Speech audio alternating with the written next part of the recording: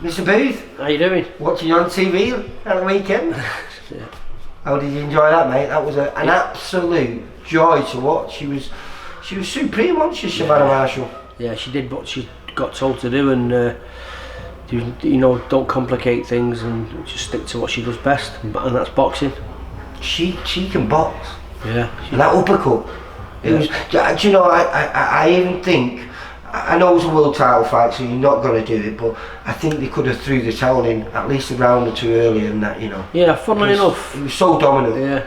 I said to a couple of kids in here, she'll probably finish her in the sixth round, but one round out. Yeah, but no, she was brilliant.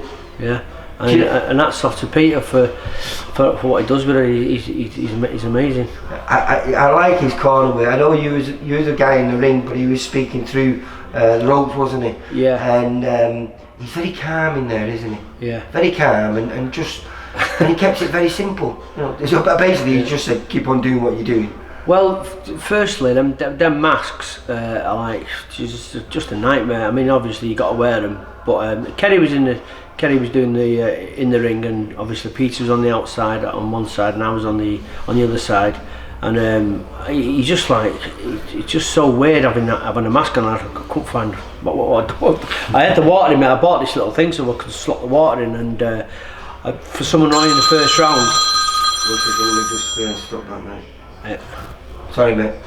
And funnily enough, in the first round, I just like I all disorientated and I'm trying to get myself organised, and I put the water on the fucking cat on the edge of the ring, and I took a gum shot and went to put my water out. I'm thinking, oh, where's that gone? Oh, it's down there. You just like I couldn't see much. What was it a good experience? All in all, yeah. Was that first time in the bubble for you? Yeah. No, it was weird. I mean, getting there, I got there early. I had to take all my stuff out of the car, put it in a section where obviously they kept their eye on it, and I took my car to the car park, and then I came back and had my test and sat in the hotel for 10 hours. It was good because I had a bit of peace and quiet, but no, it was strange. And then you got brought up to Hilton Hotel. You can't get any better than that. No. Being spoiled. Yeah, it was good. You've had some good away trips you recently, haven't you? I love it, don't I? You missed out on one. Macauley was going to go over to Saudi, but his gate pulled out. Yeah, I wasn't devastated, but I was gutted for him. Yeah. Really, because he's been working hard. He took it well though, didn't he? He did. Took it well, kept in the gym, and suddenly it's popped up now because a week tomorrow he gets to fight for a title, which is better than last time, because last time it was just an 8-rounder against we don't really know too much about him. He was 12-0, I think he wasn't he, with 8 KOs, so he looked like he was a big puncher. A decent kid, yeah. But now he's got a kid that's unproven as a professional. Yeah. But it seems like he was a very good amateur, and the people behind him believe this kid is the next big thing. Yeah. So he's an MTK fighter, this Kazakhstan kid. I've watched a bit of him on the YouTube thing, and he's Macauley can beat him. I can't see any reason why. If he takes his game plan from what we're working on in here, or to Halifax, wherever it is. Kirby is at South Yorkshire. Oh, is it? Kirby South, I think it is. Kirby South Yorkshire. I thought it was Liverpool when it said Kirby, but yeah, there's no reason why Macauley can't beat this kid. Yeah. No, I've been watching him, and I've just done an interview with him, and I've never seen Macauley in a better shape physically. His conditioning seems brilliant, but mentally he just seems to be a new Macauley McGowan. Yeah. Well, we try and keep everything light-hearted. We have the banter and stuff, and he's in a good place. I can see that, and he's, it's his discipline really in there. And if you can just keep doing what he's doing, then I don't see any problems. Yeah, no, I do believe we're going to see the best of young Macauley. Yeah. If we do, that best could be very good. Yeah, I believe that myself. Yeah. Oh. It seems like you're in a bright place here. I know we chatted last time, but the gym looks good. You had what's the young Portuguese kid called? Oh, Malum Valera. Yeah, he was doing a few rounds there with Jerome, the bread maker Warburton. Yeah, he's a good kid, Malum. He's he's honest, and he's very loyal. Will you be looking to turn him over? No, he's turned over. Oh, he's ready to go. I've been on the phone to numerous amounts of matchmakers, and we're trying to get him out. It was due to fight. Strong him, innit? Yeah, he was due to fight on a McKenzie show. Just before the lockdown. I can't remember. I didn't know that. I would have done an interview with him. I didn't realise, mate. Yeah. Next time. Next time I come down, I'll catch up with him. I thought he was still amateur. You see, I didn't want to put, because obviously with the amateurs we have no idea when that's going to start. The amateur gyms have closed down, or will be closed down again on Thursday. So I didn't want to do something that. We don't know where it's going at present, but if you said that, I'll catch up with him next time. Well, the pros have got to stay in the gym, haven't they? Mm-hmm. You know, they can't not train. So we should be open. Obviously, this week. When's it? Well, you go to the bubble on Monday, will you? Monday morning, you got to be down there. Yeah, I believe so. Yeah, so we're going to be open every day for the pros. And obviously up till Thursday night we've got the young kids in. Well, who have you got pros now then here then? We've got Jade Taylor. Jade, yeah? Yeah, Jade.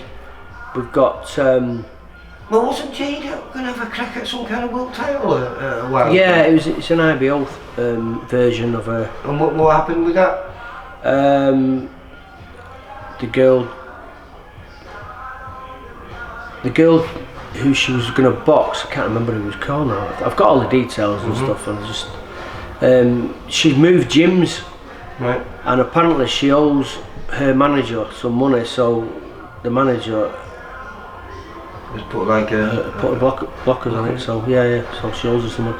Well, I have been. She's still training then, Jade? Yeah, Jade's still training. I've been on the phone to a couple of managers. Who was that girl? Beth Conlon. Oh, Connolly, yeah, Beth Connolly. Yeah, I've been on the phone to see if we can get a title fight. It seems to be, you know, obviously Savannah at the weekend became a fourth world champion in just recent. Yeah, brilliant.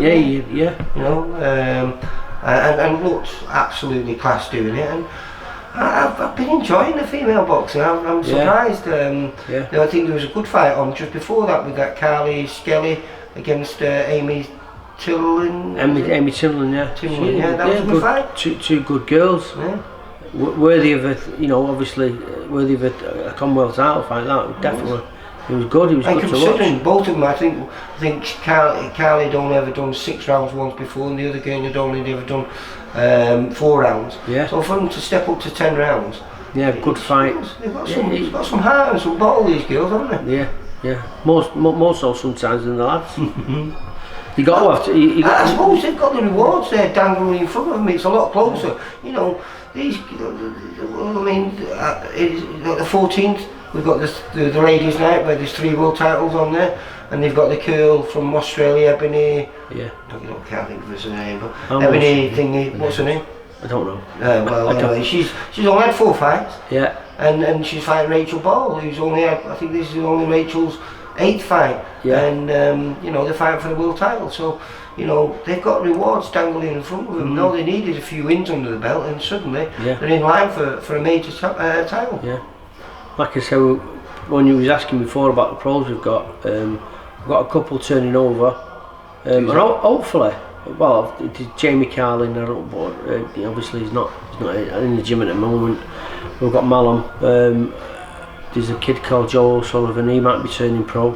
Yeah, I seen Joe yesterday at Costco. Yeah, that's where he works. Taking me off, I know. Yeah. Declan D, he's another kid. Declan D, he's a good amateur. Yeah, he was a good kid. Yeah. Declan. So we're going to open to. Where was he? Did he used to be at Stay West? Did he? No, he was at Spartan. With his dad. Yeah. Right. So his dad literally lives stone's throw away from the gym. So I remember filming him lad. when he was about, I don't know, he was a tiny little lad. He only had about 3 or 4 fights. Very skillful. I was surprised. I couldn't believe when I watched him that he'd only had about 3 or 4 fights at the time. He looked like he'd had 20 odd fights. He's suited to the pros. I think he'd be suited to the pros, most definitely. He's got that movement. How old is he now then? I think he's 19. He's got that fluent, like, you know, the agility side of things. I think he's, and he places his punches well. So he's a good kid. He's a good kid. We've had him in the gym now, but he's hurt his back. So he's Anthony Pythian. Oh, he's a white collar fighter, wasn't he? Yeah, I think I filmed him a couple of times. Not a bad kid. He's a good kid, yeah. But he's, not so much a kid though, is he? He's no, not 30, yeah. City fan as well, so right on my street. But I knew something dodgy about him. It's hard at the minute with all this bloody COVID going on because I'm just itching. Well, what's his intentions then? Because a lot of those white collar guys are going on the road as journeymen. Is he going on because he wants to see how far he can go and try and sell tickets? Well, he can sell tickets, but I mean, it's a personal thing for him. You know what I mean? It's like, you know, I made a comeback at 33. I had 6 years out almost, and I thought the same thing. I want to give it. I want to do it properly, and I did it proper for that short time. And, well, he seems in very good shape, the lad, Anthony. So he just wants to see how far he can go. So he's going to go on the home show in the home corner and just see where he can get to. Well, where he can get to. He's been Anthony's been. He's had a sort of like not a bad time in life, but you know he's been a City fan and been in trouble, and he's got a second wind in life, hasn't he? So and he works so really. A bit like a Ben Fields story. Yeah. If anyone knows the Ben Fields story, Ben was on drugs and had a real bad life, and everything was wrong, and he decided to make a change. I think he went into prison. When he come out of prison, he said, no, that's it, I'm going to change things around, and now he's the Midlands area champion. Yeah, brilliant. No one would have thought that when he started his career. It is. That's why I love boxing. Yeah, brilliant. Great stories like that. So yeah, and I was talking to Les Potts the other day, and it's just like the price of a show to put a show on. It's just like I know the small old shows can't really survive. You need Adidas, and you need sponsors like these, good sponsors like these. All these good sponsors, JPS Project. These all sponsor the gym, not just the fighters, but they sponsor you, don't they, and help you? Well, yeah.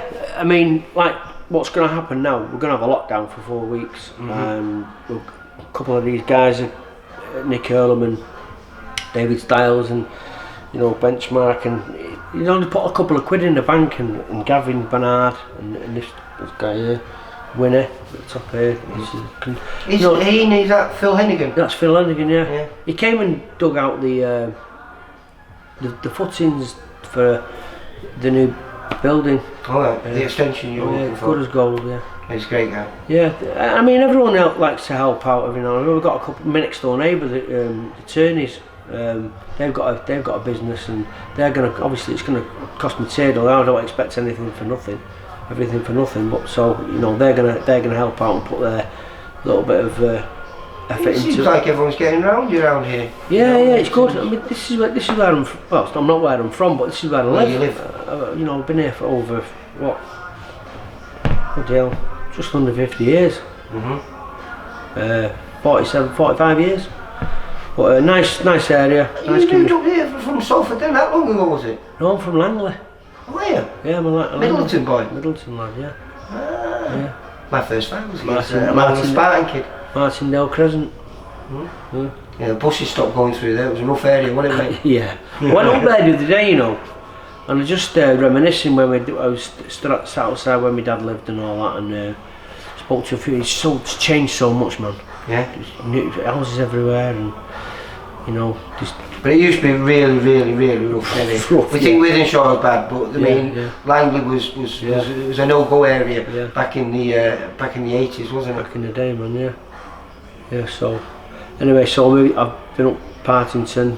You know, got a wife, children, etc. And now we've got this place round here, and it's just round the corner from where I live, and I'm just. Unfortunately, this COVID thing's kicked in as well, so there'll be some disappointed kids because we've got a cracking set of children. You know, they just like. You still do your little Rocky classes and all that? Yeah. Is Dave Rathbone still involved? Dave's still doing it over in Earlham. Right, okay. So we've got another little gym in Earlham. We couldn't sort of like we couldn't leave the kids alone. We couldn't leave the kids to sort of like. So do you just pop down there every now and then? I do, yeah. I'll go over tonight and pop my head in, and I help out on a Thursday. But once we get this organised here, it's going to be boxing specific at the back, big 30 foot, 24 foot unit. It's going to be good. Big plans? Yeah, hopefully. Well, the plan is to have an amateur show on the same day as a pro show. Like you'd be doing it in the gym as well, would you? Would you be big enough to do it in here, or? No. I've got a venue. Was it that venue where I've been before, it down at the sports hall place? No, it's called the Fuse. It's like I've seen that. Like it's just sort of the thing that they do. Events place. I've just drove past it. Well, it's like a little auditorium, and the amount of the last pro show I did, I can get the same amount of people in there. So, and I didn't lose any money. So that's plus I got the bar here. So that's a bonus. But you know what it's like with the pro. Oh, hopefully that's all in the new year. You know, because Steve's in the same boat. We was hoping to get shows on in December and do the Jolly Boys, and I think the first time in 24 years, no Jolly Boys. The game plan is for me and the team is to put on an amateur show, like I said, in the daytime, pro show every 12 weeks possibly, and feed my own fighters and build them up ready for the big stage. Yeah, it's a plan. You never know.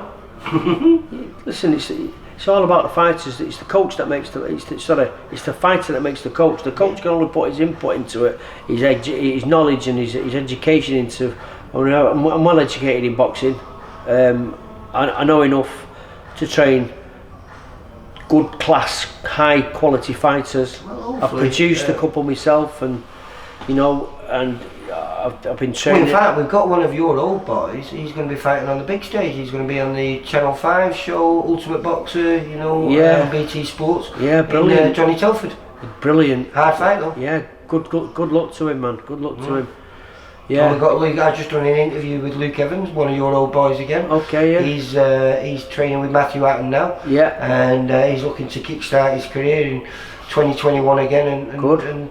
Because again, a real good prospect. I think. Yeah. Was he with you? Was he 6-0 when he was with you? Yeah. Or 5-0? Yeah. He got him up to. We had him right through from start to the amateurs, and travelled up and down the country and etc. But he's a good kid. He's a nice kid. So I wish him all the best, and I wish John all the best as well. And hopefully, it'll be a great fight for John. If he wins, this kid's beginning to make a little bit of noise. I think he's just inside that top 10. Yeah. That'll elevate John right into the mix of everything. Hopefully they'll win something, and they'll say, "Oh, back in the day." There's a few good coaches out there. What I've mentioned. About well, like I say, look at Jimmy Egan, with Macauley, the groundwork's done. All the hard work's been done. At the end of the day, the kids have got to have a desire. That's what he's got now, hasn't it, Macauley? He's got that desire now, hasn't he? They've got to have a will. Yeah. And they've got to want to be successful. Because if not, you can have all the talent and all the ability in the world. If you ain't got that determination and will to get on with it. And how many times does hard work beat talent? Almost, when talent doesn't work hard. There's a lot of fighters out there who are not as not as good as their opponent in ability, but just sheer, just sheer hard work, constant hard work, pays off. He does. He's paid off a lot just recently. It's been great. We've had some well, great there you shows. go. You've got these all these shows coming up, these Frank Bunnan shows and Eddie Earn shows, and you see the away corner, so they say, coming out trumps. Yes. Brilliant. Yes, great upsets. What was the last one I just watched? Brilliant. One of my favourites was actually Kieran Farrell lad. Ed Harrison. Brilliant fight. It was about 2 months ago now, wasn't it? But there's been regular of them. The kid who's been moving around with Macauley, what's his name, the Croatian lad, John Arson, is it something? From Fight Factory. Oh yeah, you know what? I don't pick up on the names. Well, he was very unfortunate not to get the decision against John Hedges, wasn't it? Yeah, he's a good kid, him. A good sparring for Macauley. But thanks to all these guys like Sean Krul and the guys from different, is that what they call different with Jerome different Wales, North Wales, isn't it? Yeah, they came over, so hats off. They want the sparring so as well, so we Southpaw, perfect. Some busy for all our local lads who are on these TV shows. All got Southpaw opponents. We had it's not happening now, but we had Jack Arnfield against John Doherty. Obviously we've got Cullen against Jamie Cox. Yeah, that'll be a good scrap. We got Mark Ephraim. Well, Mark's not one of our fighters, but he's a North West fighter. He's fighting the switch hitter in that Denzel Bentley in the rematch, and now for the British title, isn't it? Fingers crossed he can pick that up. It's a good time for us. Bad time, but also there's a bit of good in it, and these are the shows that we're getting to see, the cream of British boxing. What did you think about, because obviously we were there, what did you think about Derek Chisora and Usyk? Well, Usyk's just an amazing fighter. Did you get to meet him? I've met him before, but showing off now, aren't you? No, I met him last time when I got a picture took with Lomachenko. You're just name dropping now. I know, and that was a bizarre meeting because he actually came to me. Because what did you say, move? No, I was sat with Kerry Kays and there's Michael Buffer sat at the back there, and obviously you got the Usyk and Lomachenko was sat over there, and I went to Kerry and said I'm going to get a picture with him. So I got up and I went over and he must have read what I was doing, and he went, sorry, I'm busy, like that. So I said, listen, good luck tomorrow, all the best, and sat down. So I was like, I'm fucking together. I went fucking gutted about that. I got mugged off, and then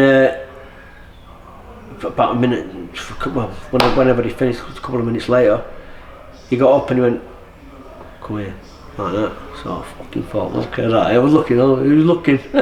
No, but he was good, and he got the picture took with him, and that's it. But we'll get back to fight then. What did you think then? I personally, I didn't think, I think Dave Colwell and Tony Bell, who felt Chisora won. I didn't feel that. I felt he put up a great fight, and I thought a fair scorecard would have been about 112, 116. Certainly had the better of the first few rounds. But Usyk, once he got into his gear, controlled the fight. What done it for me when I was observing the fight is Chisora was walking him down in straight lines. There was no different patterns. It was just and it was pretty predictable, and obviously he was pushing on, and Usyk just used that range and punched in that range and just. But he made him work hard. He did. I was really impressed with Chisora. Was after 6 rounds, he was absolutely gassed, and I thought, he's not going to see the end of the fight now. I thought. And he got a second wind. He got a second wind, and he made it competitive all the way through to the end. You always felt if he could land that one big shot, maybe he could change it. He didn't quite get to land that one big shot. Though early on, I thought he did enough to win. Certainly first 2 rounds, anyway. That right up was the one for me. If Chisora had landed that, he threw it a couple of times, and he landed maybe one side of it, but I thought, if he'd have kept throwing that long right hook off the jab, it'd have been... Did you believe from that performance, though, Usyk could be a real threat against the likes of, Fury, AJ or Wilder? For me, he's too light at the minute. He needs to. If he's going to be an heavyweight, he needs to grow into it. That's true, but we all forget that Deontay Wilder's still only that weight. Deontay Wilder's only 15.5 stone. Okay. But Deontay Wilder has a real heavyweight punch, though, doesn't he? Yeah. And Usyk doesn't. He has super skills, but perhaps not that single punch power that can change a fight like Deontay Wilder. Yeah. And I don't read into that sort of like the weights and stuff. And heavyweight's an heavyweight for me. But 6'9" and 19 stone, it's hard to beat when you're 15.5, isn't it? Yeah. He just needs to go into the heavyweight division. A couple more decent fights, and maybe he's got the skill set to probably beat the likes of the big hitters, but Tyson's a very technical fighter himself, strong as well. Bloody hell. Do you see anyone beating Tyson at present? Is anyone around to beat him? I don't see anyone that can really match him in skill set, and certainly obviously no one matches him in size.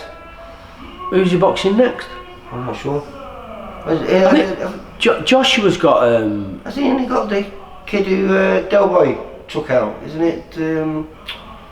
Paul. I can't even remember. Is it a French kid? Is it? Oh wait.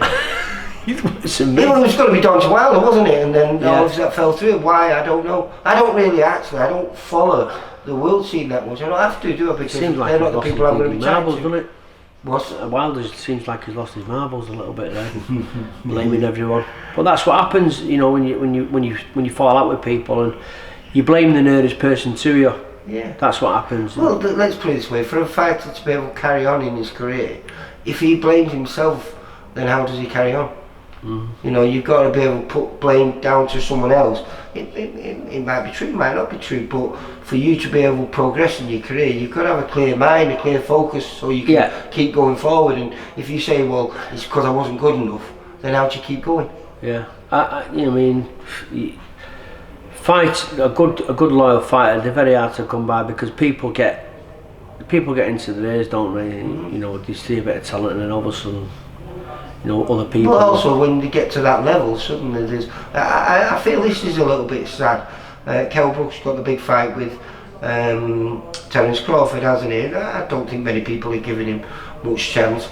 But I might be totally wrong here. But I thought Eddie Hearns had been quite good with him, and yet he seemed to make the fight without Matchroom's knowledge or say so, and he's gone behind, set it all up, and now it's not got any TV over here and no one's going to see it over here, then he seems to be criticising Eddie Hearns, but yet Eddie wasn't brought into the show. The thing is, a lot of credit. Kel seems to have been around for a while, you know what I mean? But he's also cut his original trainer out, hasn't he? Because he'd gone back to Dominic King. Been talking for ages there, half an hour just gone. I was on there with Dominic, and I just said I felt Eddie Hearns and Dominic King would be good to him, and I know it might be, probably, hopefully not, his last big payday, but I want to see it out to the end with the people that I started it with. I know, it's a shame, isn't it? Because they put a lot of work in. They did. They sort of like they should earn they should get their reward. No one wants to work for nothing, do they? Everyone wants to make a little bit of a butty. Yeah, but sometimes you do, sometimes you don't. I mean, boxing is a business, but the love of boxing, for me, as long as I'm all right, I'm not. Finances really don't bother me. I just, for the love of the sport, I just love being part of, success. Yeah, well, but listen, you all need those little treats every now and then. You've had a few good ones just recently, you know, the link up that you've done with Peter, you two seem to get on really well together. You seem to have the same mindset, you know, that old school ethos, and it's been nice for you, you know what I mean? You've got out there and you for the first time in a long time, you've got a little bit back from boxing. Yeah, the most important thing of all is whatever you do in life, you've got to enjoy it, haven't you? That's the most important thing. If you don't enjoy it, you still enjoying it? I'm loving it. It's amazing. I love boxing and I love being around nice people. I must admit, I see a new you. I think the last few years, when you were in Earlham, because perhaps you didn't get quite the support from the local community as you perhaps wanted or deserved, was getting you down. And it seems like this place, being back at home, it seems like it just seems perfect for you, mate. Going back to Earlham, I put 60 odd shows on from that club, Salford City, it ended up being. And everyone was almost a success. I put three pro shows on. But I'm going to bring all that, what I had, I'm going to bring it to this town. And I think, because it's exciting, you know, if you're a boxing fan, even it doesn't matter what, even if you just go to the amateurs, you can follow a journey all the way from the beginning. Makes, when they do get to wherever they get to, makes that so much more gratifying, if you know what I mean. And the most important thing of all, though, Lee, for me, is to change lives. You know, does, doesn't it? It does. I've done it, I'm still doing it, and I'll still continue to do it till I can't do it anymore.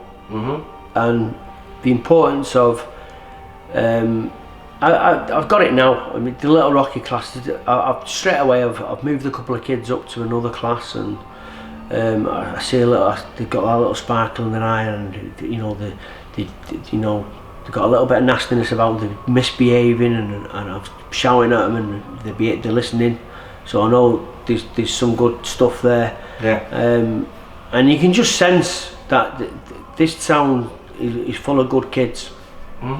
Especially when it comes to the boxing side of things, that, you know, I think we'll change a few lives around here, as we did in Earlham. So really looking forward to the challenge, and you know, obviously we've got a lot of people supporting us around here. The council, and that helps, doesn't it, mate? The local parish council, they're bang on. You know, well, this is their building, isn't it? It is their building. Wayne Edwards, he's the mayor. James Clare, they all help out. You know, all the local businesses, as you can see on there. So it's perfect. It's perfect for us. You know, they're all slinging a few quid in the pot. Like I say, with this COVID thing happening now, we need to keep this gym going. Well, let's hope. Fingers crossed. A week tomorrow. You bring back your first champion to this place, mate. It'd be nice. I think it's like you said, very doable. Very, very doable. Maybe not by the rest of the world, perhaps don't think, but I think we all know Macauley, and we all know he can do it. He works hard enough, and I think he does deserve it. Well, I don't think, I know he deserves it. You know, but you know, it's in the God's hands, and it's in his head as well. If he can just do what he does, perfect. Mr. Booth, always a pleasure, mate. Thanks for playing a long one, mate. It is a long one. We're just indulging ourselves, weren't we, mate? So perfect. So like I say, I'll catch up to you next time I come down here. It might be bigger now. Yeah. Keep supporting your local amateur boxing clubs, guys, because you know what? Need it. Mental health is mad. It's bad. So support your local boxing clubs, and God bless you all. Leave it on that note. Take care, Mr. Booth. For all boxing info, news and latest interviews, amateur and pro, across the north, click and subscribe. VIP Boxing Promotions. Also Twitter, Instagram and Facebook.